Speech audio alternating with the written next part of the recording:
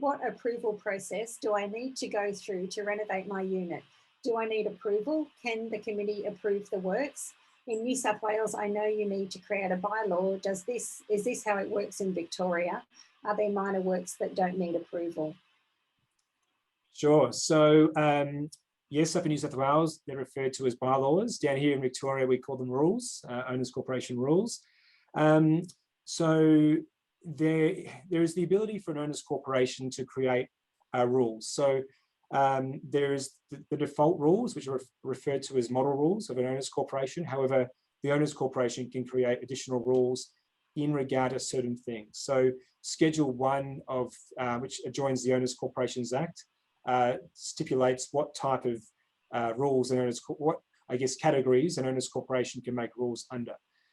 One is in relation to the use of lots, and also my understanding is building works as well. So a lot of the time you'll see owners corporation rules refer to how an owner, the process for an owner to actually get their private works approved by the owners corporation.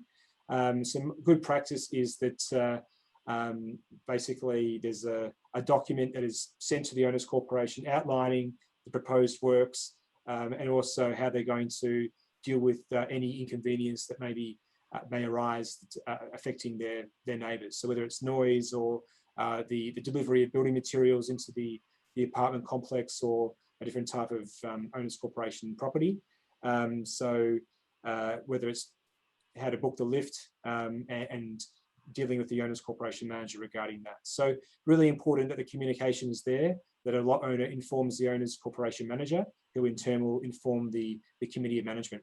There's also another requirement of the Owners Corporations Act that stipulates that if a lot owner is undertaking works that requires either a planning permit or a building permit, they must inform the owners corporation of the work. So when it comes to minor works that don't require such a permit, such as painting your apartment, my understanding is that you don't need to really inform the owners corporation of that.